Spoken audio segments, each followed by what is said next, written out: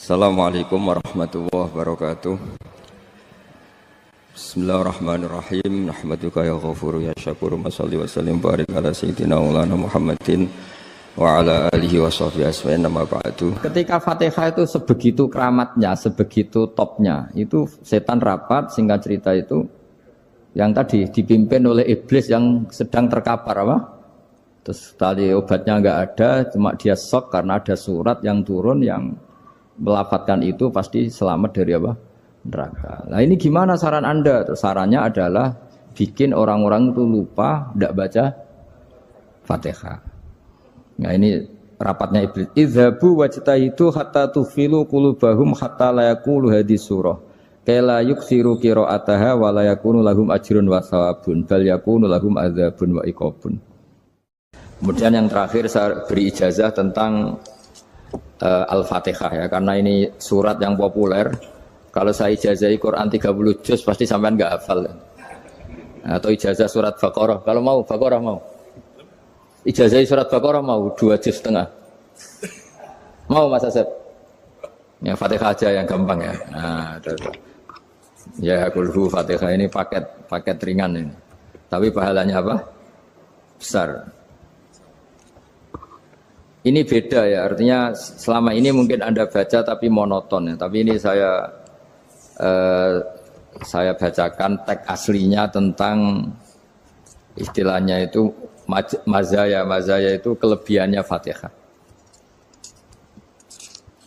Saya baca Arabnya dulu, nanti ini terakhir ijazah tadi kan saran-saran umum tentang sosial. Ya, pokoknya jadikan kebaikan itu punya nilai sosial yang baik lah. Jadi nanti orang yang nggak amanah nggak laku, ya calon bupati, gubernur, presiden yang nggak amanah juga nggak laku. Begitu juga kiai yang tidak amanah juga nggak laku, suami yang nggak amanah juga nggak laku, istri yang nggak amanah juga. Sehingga kebaikan ini jadi nilai sosial yang dalam tanda kutip sudah keniscayaan. Yang diinginkan Allah itu seperti itu, bukan kebaikan yang dipaksakan karena kekuatan negara. Maksudnya kalau bisa kebaikan itu tidak usah dipaksakan. Memang sudah satu kebutuhan. Kayak cerita-cerita di negara maju itu, bahkan apapun jatuh itu nggak ada yang ngambil apa itu. Makanya gambarannya Mekah Medina kan gitu kan, barang jatuh nggak ada yang berani apa ngambil itu, saking sudah jadi sistem. Sehingga banyak negara di Eropa itu yang sampai nggak punya tentara, nggak punya polisi karena kebaikan itu sudah. Nah kita kan masih capek, polisinya aja capek apalagi masyarakatnya, karena ya kebaikan itu belum jadi nilai apa bersama. Nah kita selain ditopang negara, ada polisi, ada tentara, itu kita usahakan kebaikan itu jadi nilai apa bersama. Tadi wa'tamiru bainakum bima'ruf. Dan kita punya reputasi yang bagus dalam bab ini. Saya masih ingat kecil saya itu yang jilbaban hanya keluarga kiai, sekarang rata-rata masyarakat itu jilbaban. Dulu yang sekolah SMP, SMA itu jilbaban kadang dulu malah dilarang ya, harus sama seperti itu seragamnya. Sekarang sudah boleh. Dan nyaman. Lama-lama yang dapat simpatik ya yang pakai pakaian model tertutup seperti itu. Lama-lama gamane cara wong golek mantu ya golek yang seperti itu daripada yang blodor.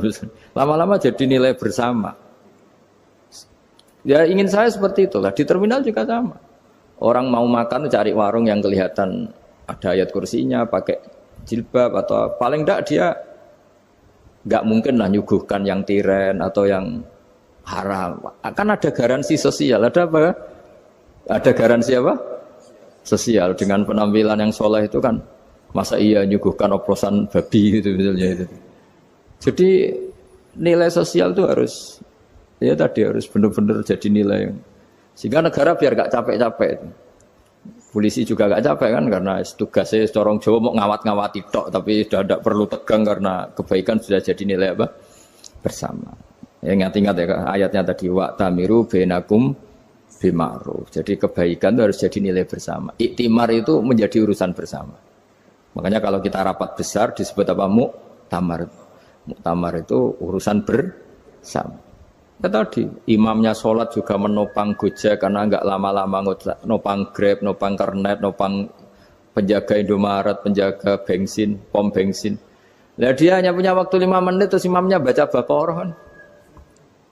Iya imamnya mursyid, mungkin dia tambah lama tambah dapat aplaus dari muhibbinnya, tapi makmumnya dia tambah lama tambah dapat penghormatan dari pecintanya, tapi kitanya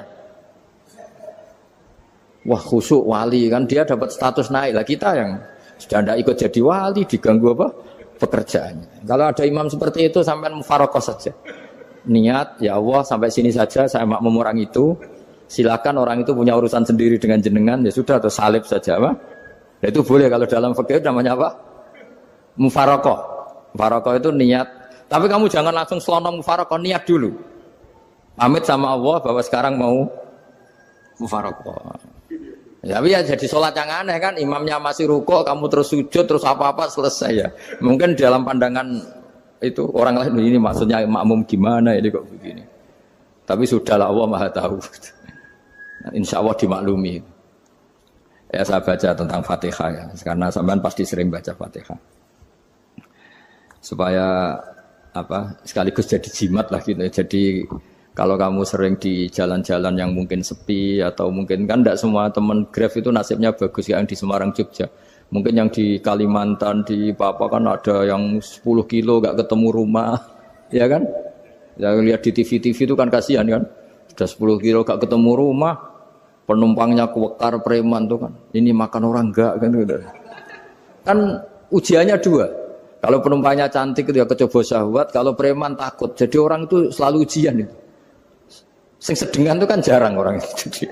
Jadi kalau penumpangnya perempuan cantik ujiannya itu syahwat, kalau preman ujiannya ketakutan.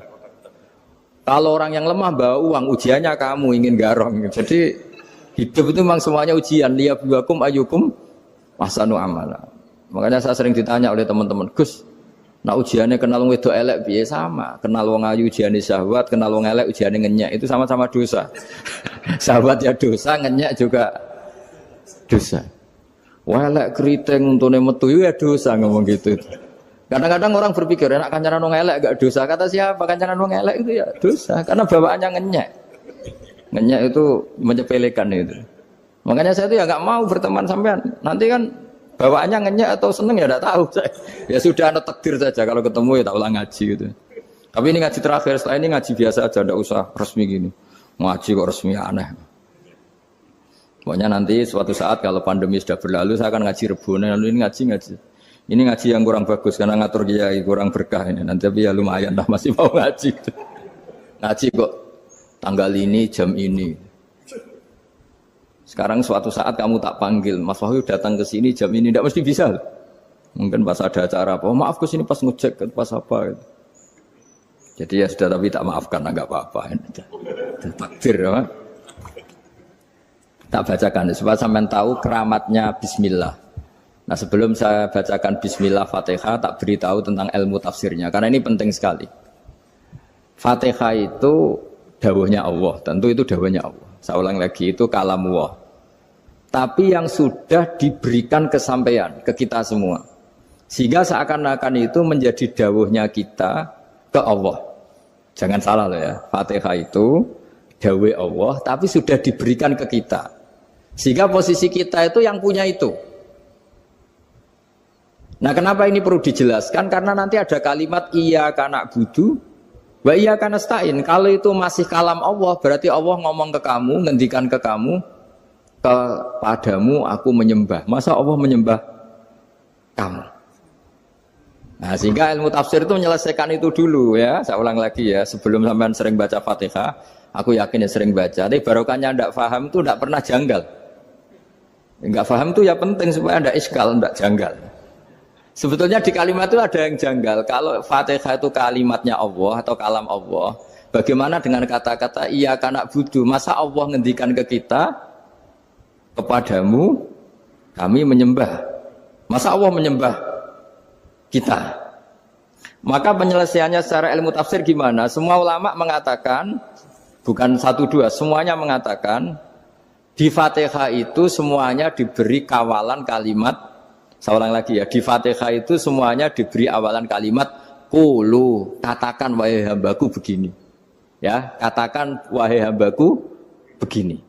Nah, begini ini pelajaran dari Allah yang sudah diberikan ke kita. Terus kita mengatakan bismillahirrahmanirrahim, alhamdulillahirabbil, termasuk kita mengatakan iyyaka na'budu wa iyyaka nasta'in. Jangan bayangkan Allah ngendikan ke kita. Kalau Allah ngendikan kita berarti gini, hei wahyu ihdinas siratal mustaqim, tunjukkan saya jalan yang benar.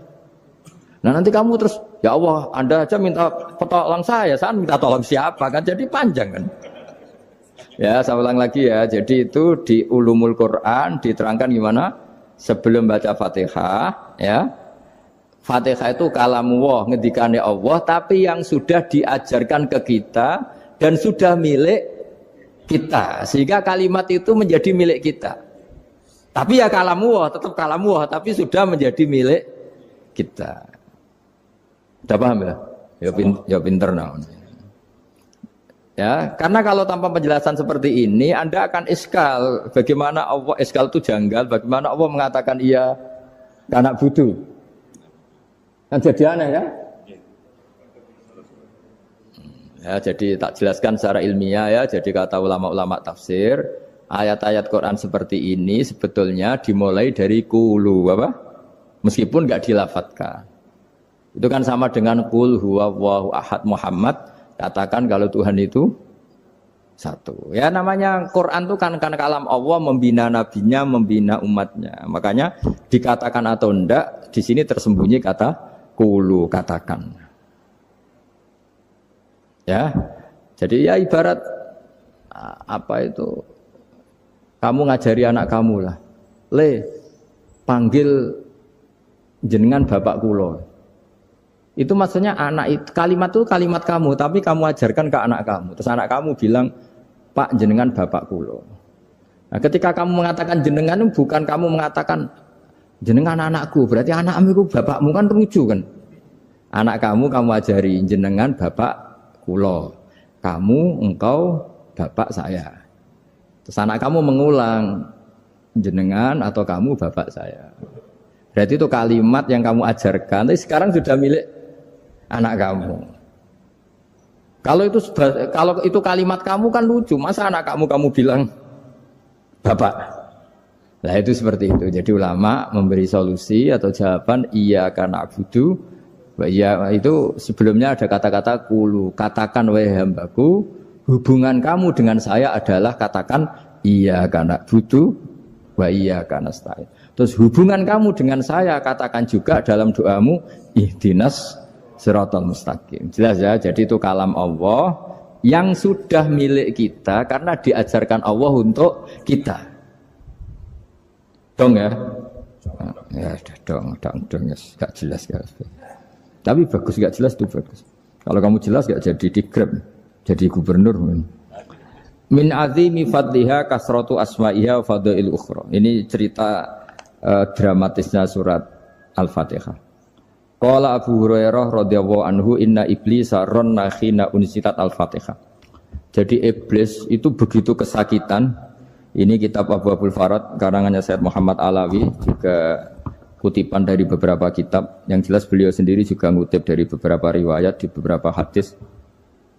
Halaman 123. Ketika Fatihah turun itu iblis kesakitan. Kayak orang sakit gigi lah, tersiksa sisanya karena turunnya surat apa?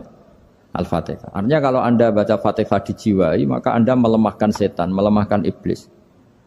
Wa qala Mujahid, khina unzilat Fatihatul Kitab ronna fastama indahu asyayatin. Jadi ketika Fatihah itu turun, iblis itu terkapar lah kira-kira. Sampai dijenguk banyak setan.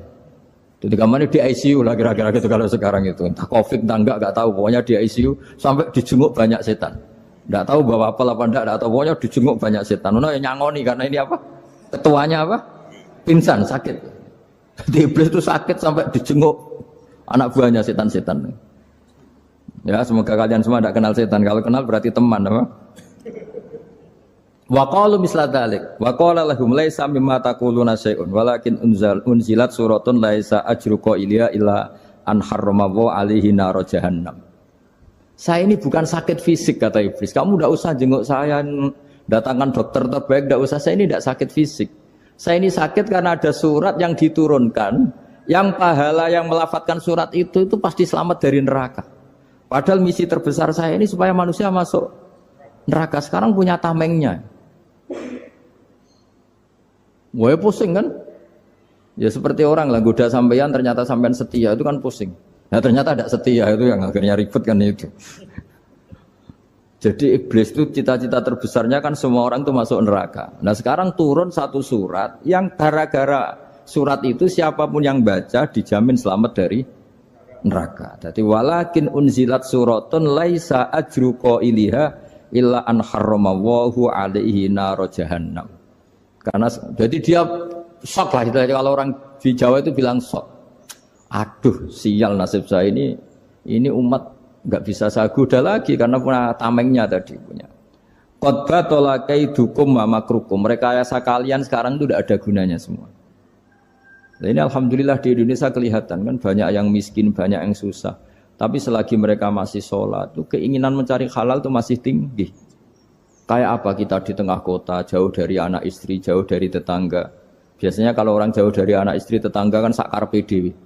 Tapi yang soleh masih banyak, sudah jauh dari keluarga tetap lurus. Loh kalau yang dekat lurus kan wajar, konangan wong akeh kan. Ini sudah jauh masih lurus. Nah ini nggak lepas dari barokahnya surat apa?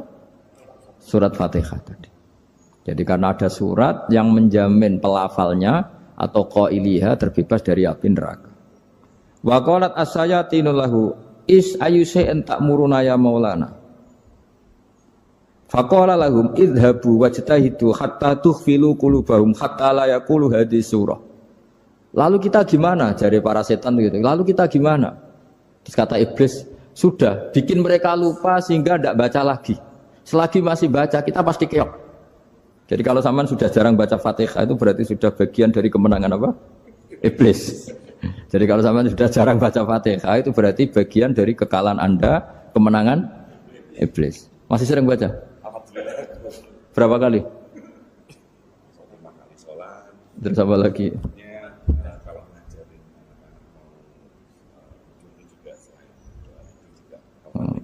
Kok 5 kali tok?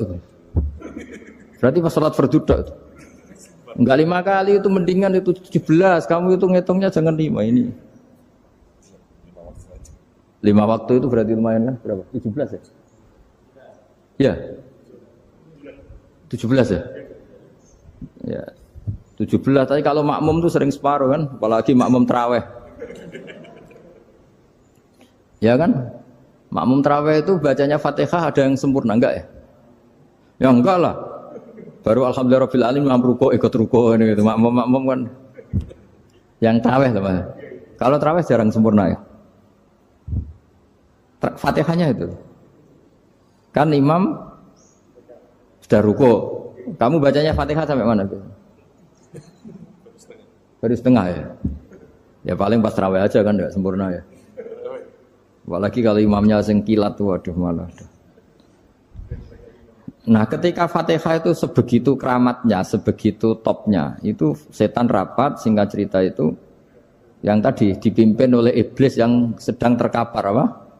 Terus tadi obatnya enggak ada, cuma dia shock karena ada surat yang turun yang melafatkan itu pasti selamat dari apa? Neraka. Nah ini gimana saran Anda? Terus sarannya adalah bikin orang-orang itu lupa, tidak baca Fatihah. Nah ini rapatnya iblis. Idzabu wajtahidu hatta tufilu qulubahum hatta la yaqulu hadhihi surah. Kala yuksiru qira'ataha wa la yakunu lahum ajrun wa thawabun bal yakunu lahum adzabun wa iqabun.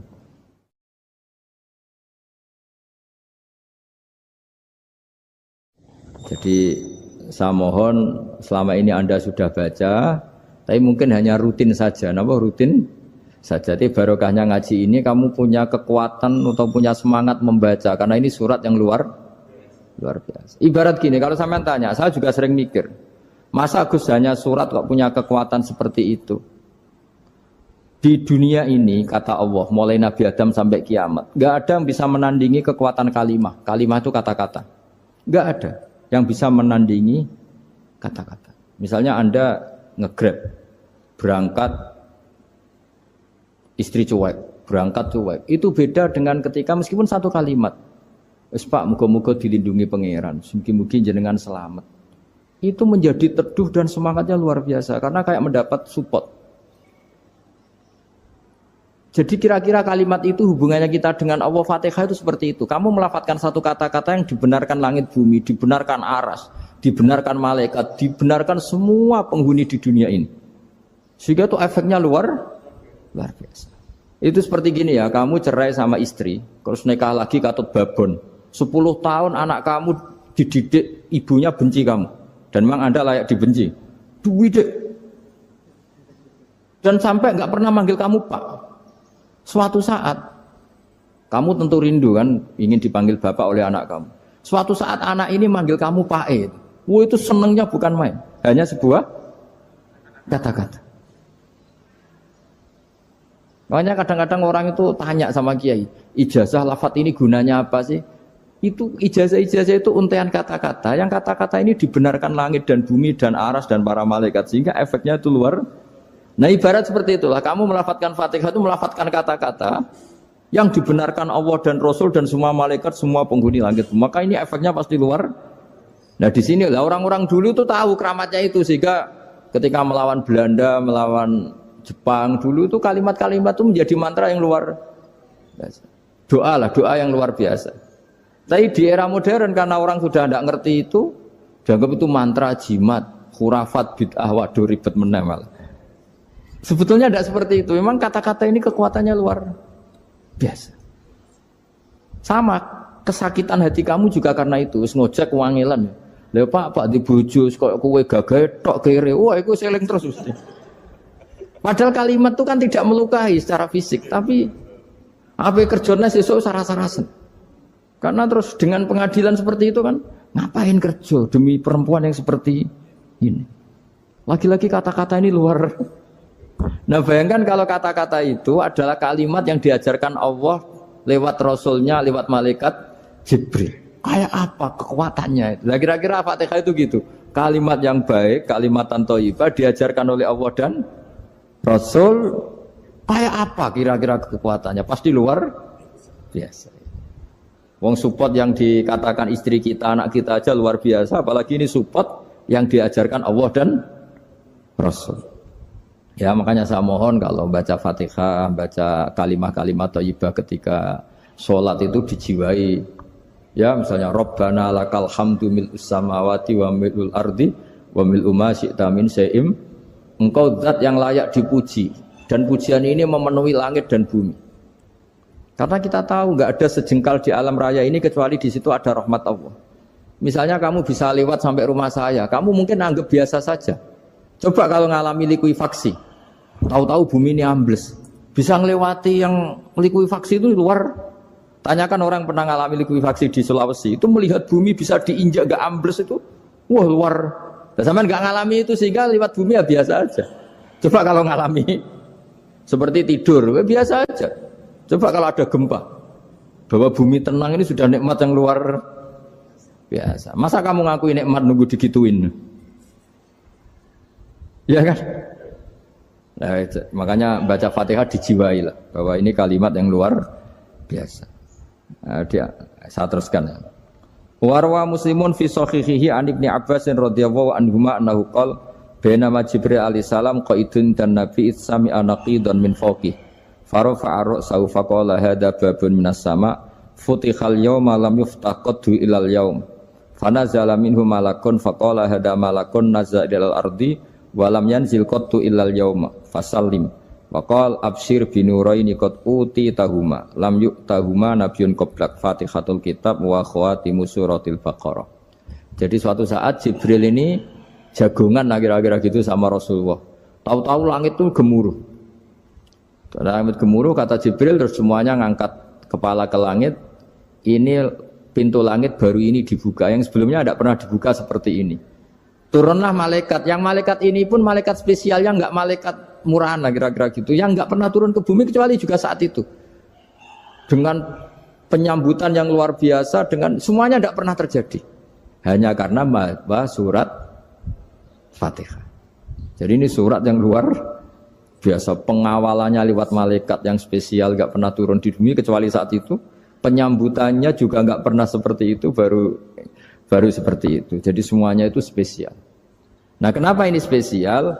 Karena di situ ada isi puja-puji kepada Allah Subhanahu wa ta'ala. Ada ikrar kita, alhamdulillah rabbil alamin, ar-rahmanir rahim.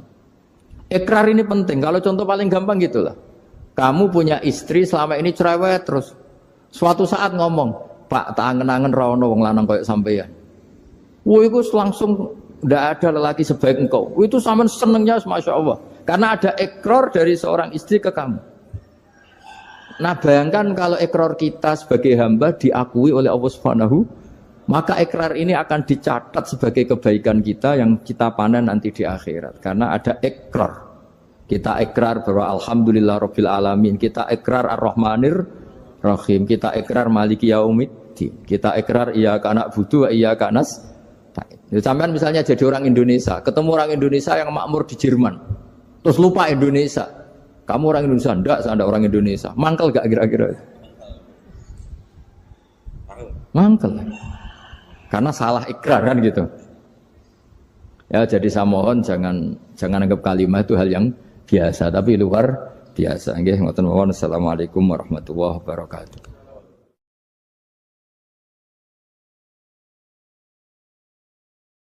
Saya berkali-kali kampanye di mana-mana lah, kampanye dan menganjurkan. Di antara catatan dalam Suhufi Ibrahim wa Musa kan ada kan di Quran itu yang dinamakan lampiran-lampiran wasiatnya Nabi Ibrahim dan Nabi apa? Musa. Itu di antara catatannya begini. Orang yang punya akal itu adalah orang yang bisa menikmati sesuatu yang baik.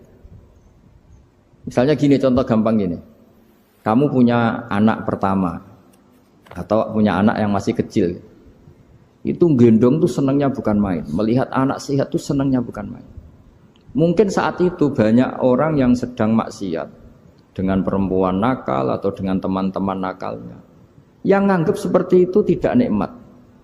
Tapi andaikan ini ditimbang ya ditimbang. Yang maksiat tulan, misalnya paling ukuran bahagianya itu 70%.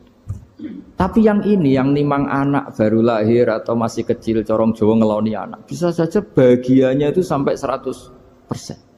Artinya selama ini kesalahan kita adalah nganggap maksiat itu pasti menyenangkan dan taat itu tidak menyenangkan. Makanya saya berkali-kali fatwa, untuk melawan kenikmatan maksiat, orang harus terbiasa menikmati taat, menikmati kebaikan. Jangan kira kita nimang istri nikmat, nimang anak nikmat, ketemu teman yang lama tidak ketemu juga nikmat. Artinya kita akan melewati berjam-jam untuk jagungan sama teman, sama anak, sama istri.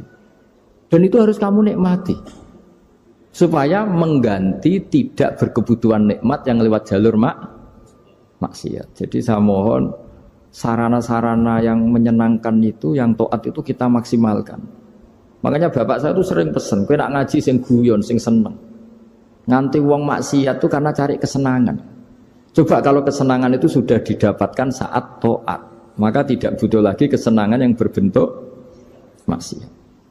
Makanya orang-orang wali dulu kalau sudah sholat itu gak bisa berhenti karena merasa nikmat. Makanya Nabi pernah ngendikan wa qurratu aini fi sholat, nyaman saya itu kalau sedang jono aku ahli makhras. Akhirnya Quran wong rono umur dukun. Kepengen jabat, Kang, gawe khataman 1000 Kang, aku ben dadi pejabat. Nah, Quran akhirnya difungsikno kaya tabib. Sing jelas ahli Quran spesialis makhras. Terus dalam kurung ikhlas sekali.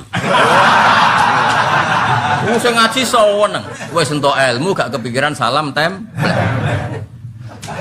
Barang ikhlas jebule bojone do minggat mergo ora entuk apa-apa. Wis disebut wal mukhlisun ala khotorin azim. Wong ikhlas itu dalam bahaya besar. Karena ya rawan taqabbal wa minna minkum taqabbal ya karim. Tapi apapun itu barokah ngaku-ngaku asal ora krana hadzun nafsi, ora krana nafsu. Mulane ketika ekonomi era Aziz Bisra tokoh Mesir, iku gonjang-ganjing. Nabi Yusuf menghentikan, "Ij'alni ala khazainil ard." Ya sudah, menteri pertahanan pangan saya.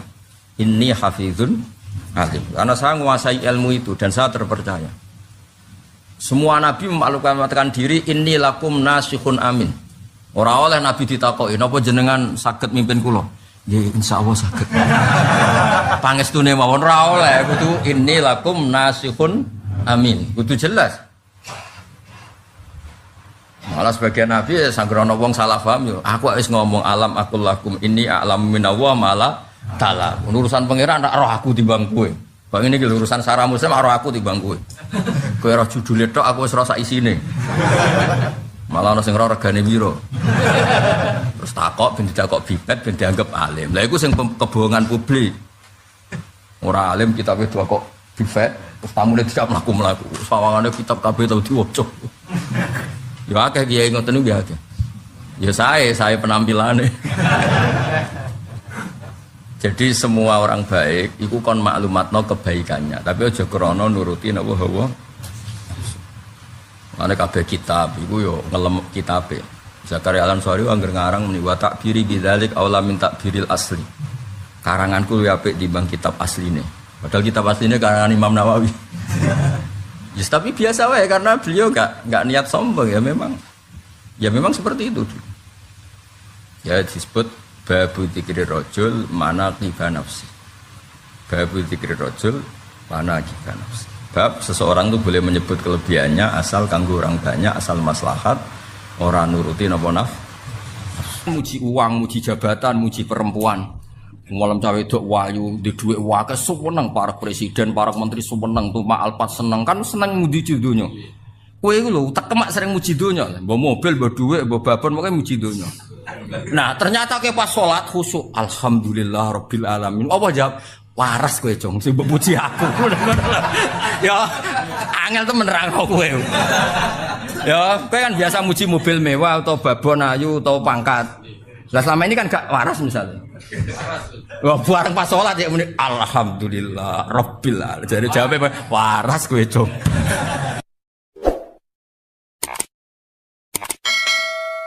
Wa hadatsana Ishaq bin Ibrahim Abdul Muhammad qala akhbarana Abdur Razzaq akhbarana Ma'mar an Zuhri bi hadzal isnad mislahu wa zata fasaidan mongko sak mendhuwur. Wa hadatsana Ishaq bin Ibrahim akhbarana Sufyan bin Anas. Nah niki sangu nggih pasanan nggih. Sabalen niki sangu nggih napa? Pasanan kersane sampean nak maca Fatihah dijiwai. Dijiwai anut panduane Rasulullah sallallahu alaihi wasallam. Man disapane wong salat sapa man salatan kelan salat. Lam yakra kang ora maca sapa man fiha ing dalam salat bi umil Quran. Faya mongko te salat khidaun minangka salat sing cacat, sing nipu salasan kelan kaping 3 ghairu tamamin kelan tanpa sempurna. Faqila li Abi Hurairah Innama nakunu waro al imam. Nah, terus niki tak baleni malih. Kalau sudah di level sahabat, apalagi tabiin, dawe Nabi itu ya dianalisis. Karena Nabi itu ada hal-hal sing beliau itu marah. Sahabat yo ora ro alasane marah, tapi kadang yo ngerti. Tak kei contoh ya, ben kowe ngerti nek aku sinau tenanan. Kula nganti tuwa iki jek sinau. Ora koyo kowe, ora pinter ra sinau. Didol agama wah repot. Yo kok payu saking jembare rahmate pengen. Dungo ra mandi lho, gayane ku yo mandi. Mbok koyo rodok nangis apa yo larang regane akhire wong ketoke dijiwai yo. Nabi itu pernah sholat, ini nyata ya, Nabi pernah sholat. Kemudian di belakangnya itu baca Quran, makmum di belakangnya, Nabi itu duka.